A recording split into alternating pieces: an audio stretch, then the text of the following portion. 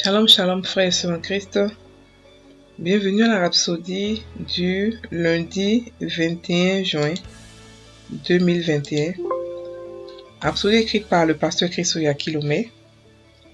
La lecture vous est offerte par les vérités de l'Évangile. Le thème d'aujourd'hui est incrédulité et obéissance. Et le verset de Ephésiens 2, verset 2, qui se lit comme suit. Dans lequel vous marchiez autrefois, selon le train de ce monde, selon le prince de la puissance de l'air, de l'esprit qui agit maintenant dans les fils de la rébellion. Fin du verset. Le pasteur Christ ici explique, le mot désobéissance dans l'écriture ci-dessus est traduit du mot grec apeitheia et qui signifie incrédulité, obstiné et rebelle. C'est une incrédulité caractéristique. Donc cela fait référence aux enfants d'incrédulité. Il décrit quelque chose qui ressemble beaucoup à l'esprit de l'Antéchrist. 2 Thessaloniciens 2 verset 7 dit « Car le mystère de l'iniquité agit déjà.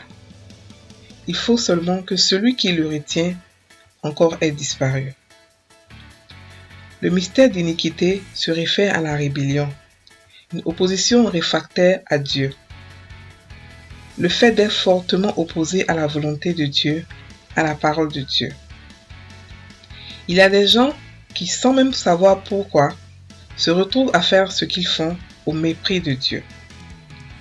C'est pourquoi vous trouvez des gens qui disent « Je n'aime tout simplement pas les chrétiens ».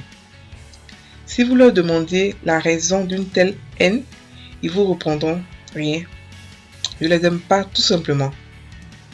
La Bible nous montre quel esprit agit chez de telles personnes. 1 Corinthiens 2 verset 12 parle de l'esprit du monde. Et c'est le même esprit que nous voyons dans notre verset d'ouverture. Le prince de la puissance de l'air, l'esprit qui agit maintenant dans les enfants de la désobéissance. Mais grâce à Dieu, la Bible dit que ce n'est pas ce que nous avons reçu. Nous avons reçu l'Esprit de Dieu et il nous enseigne et nous nourrit dans la volonté du Père. 1 Corinthiens 2 verset 12 dit « Or nous n'avons pas reçu l'Esprit du monde, mais l'Esprit qui vient de Dieu, afin que nous connaissions les choses de Dieu, les choses que Dieu nous a données par sa grâce. » Fin de la rhapsodie. Le pasteur ici explique l'incrédulité et la désobéissance. Il explique qu'il y a des personnes qui ne comprennent pas pourquoi, mais ils n'aiment pas les chrétiens.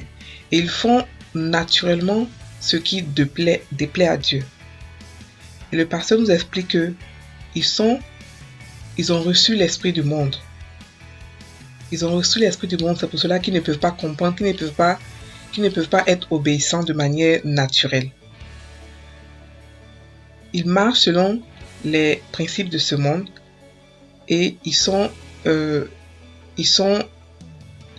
les enfants du prince de ce monde. Et le pasteur explique que cela fait penser à l'Antéchrist. Le pasteur ici explique en fait la corrélation entre l'incrédulité et la désobéissance ou l'obéissance. Il explique que ceux qui sont dans le monde, qui sont incrédules, qui ont un fort ressentiment pour tout ce qui vient de Dieu, sont comme l'Antéchrist. Ils sont comme les enfants de l'Antéchrist, ou bien ils appartiennent à l'Antéchrist parce que l'Antéchrist a un fort ressentiment pour tout ce qui vient de Dieu. Donc ils ne peuvent pas obéir aux choses de Dieu.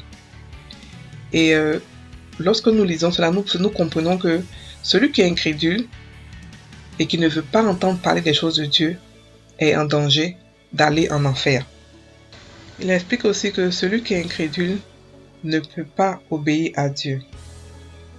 Mais que nous, au contraire, nous avons reçu l'esprit qui vient de Dieu. Et que nous marchons dans l'obéissance et dans la vérité. Nous n'avons pas reçu l'esprit qui vient du monde, mais l'esprit qui vient de Dieu. Donc, nous pouvons obéir. C'est notre nature d'obéir à Dieu.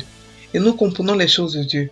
Nous comprenons qu'une vierge peut donner naissance à un garçon, à un enfant, et que cet enfant devient Jésus que nous prions aujourd'hui, de qui nous avons reçu tous nos pouvoirs. Sans l'Esprit de Dieu, nous ne pouvons pas comprendre cela. Nous allions rester incrédules. Donc, il nous explique la différence, en fait, entre le monde et ceux qui ne sont pas de Dieu et nous. Il nous explique qu'un incrédule, quelqu'un qui n'a pas reçu l'Esprit de Dieu, ne peut pas obéir ni comprendre les choses de Dieu. C'est pratiquement impossible. C'est impossible pour lui. Alors que nous avons reçu, pas l'Esprit du monde, mais l'Esprit qui vient de Dieu, afin que nous connaissions les choses que Dieu nous a données par sa grâce. Donc l'Esprit que nous avons reçu est un Esprit très puissant qui va nous délivrer, qui nous délivre notre héritage dans notre main, qui nous montre quel est notre héritage et comment se l'approprier. Le Saint-Esprit que nous devons chérir, que nous devons chercher à comprendre, que nous devons chercher à avoir une intimité avec. Parce que sans lui, nous ne pourrons pas comprendre quels sont les cadeaux, quels sont l'héritage que Dieu nous a laissé. Qu'est-ce qu'il nous a donné par sa grâce.